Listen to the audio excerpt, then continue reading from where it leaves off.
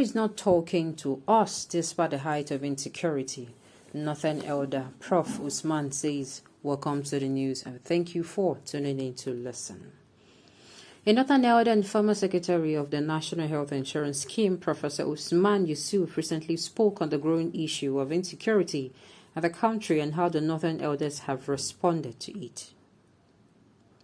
This was after the socio-political organization Northern Elders Forum called on President Muhammadu Buhari to immediately resign from office for not curbing the worsening security situation in the country. Northern Elders asked Buhari to resign over insecurity. Reacting to the call from the Northern Elders Forum, Professor Usman Yusuf lamented on the growing issue of insecurity in the northern part of the country as he expressed displeasure of how the issue is being handled. So your headline just tells you the frustration of everybody. The president's constitutional duty is to protect us. And on that, this government has failed to do that. The Northern Elders Forum did not take this decision lightly, or people in the north. In the south, it is quiet out there. I've been voicing out in this forum about insecurity. We did not see IDPs before this government came in. The land is drenched, censored. The president is not talking to us despite the height of insecurity.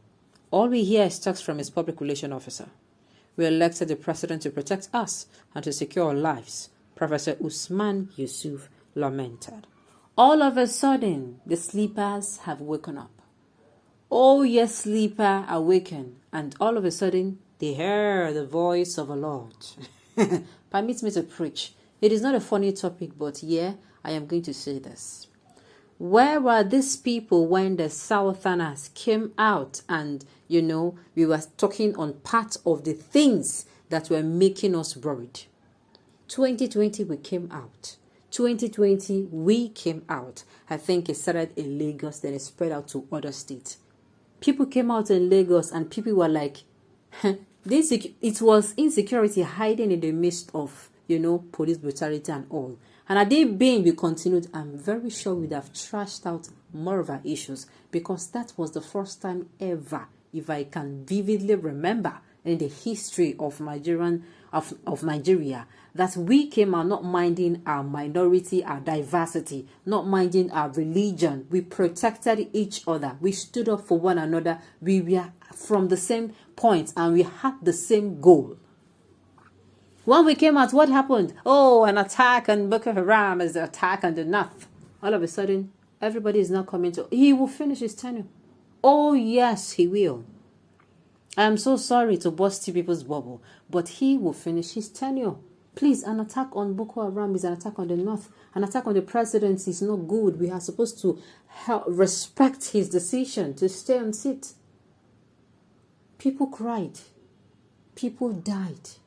People were burned. People were kidnapped. Mothers are being raped in front of their children and husbands. Same as sisters, same as daughters. Men are being killed in front of their sons, their children, their family. Babies were being slaughtered. Pregnant women were being cut open. We came out, we talked. They said, what? This? Yeah, Southerners are crying more than the bereaved. All of a sudden, they're saying we are quiet. All of a sudden, they're saying we are quiet. Everybody is now coming out to talk, Abi. Okay. All of a sudden, it became bad. Our problem in this country is that we are never proactive. The leaders are not proactive, then people who want to be proactive, Nigerians, in quotes, the cabals will not allow them. We came out and we spoke on these things, but they said, no, we are attacking their dear president. Please, allow our dearest president to complete his tenure. In my opinion, let us continue to play dumb, let us continue to play deaf, and let us continue to play, to act as if we don't actually know what is going on. Let us continue to chase after the mouse when our house is on fire. Let us continue to come out and tell other nations, oh, please, don't fight dialogue when our own country is on fire, when our own country is in war. Let us come out and discuss other nations in war, when we are at a war that we have never won. Let us continue to pretend that all is well, even though all is not well. Please, I am for Buhari staying in office. Well, how many months is it remaining? There is nothing we can do. Right now, I think you people should be directing your gaze to those who are coming in. It is time we are going to come together and tell ourselves the truth.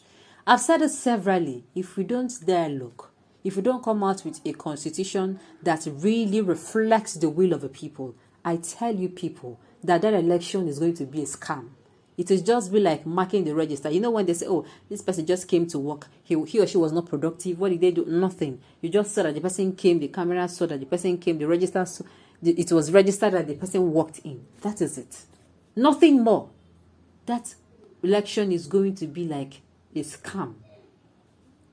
It's going to be a scam. It is time we come together and actually agree that we have a common problem and tell each other we are both victims of the same circumstance. We are not attackers and defenders. All of us are victims, not even one. The North is a victim. Yes, this same North. Yes.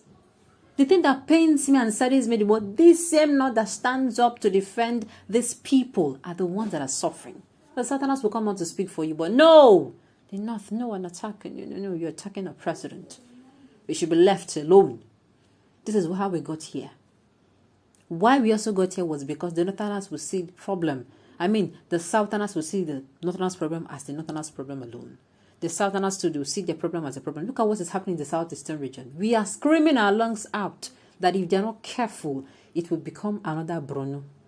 But nobody's saying anything about it. They're like, if it happens, we're like, the IPOB members, they can, they will sort themselves out. We don't care, let it happen. The same thing when it happened in the North. When are we going to wake up? When are we going to G? We are still sleeping on the bicycle. Our eyes are still blinded. These people do not mean well for us. It is until we plan for ourselves and give ourselves the Nigeria we want. These people are not ready to walk towards the Nigeria we so crave for.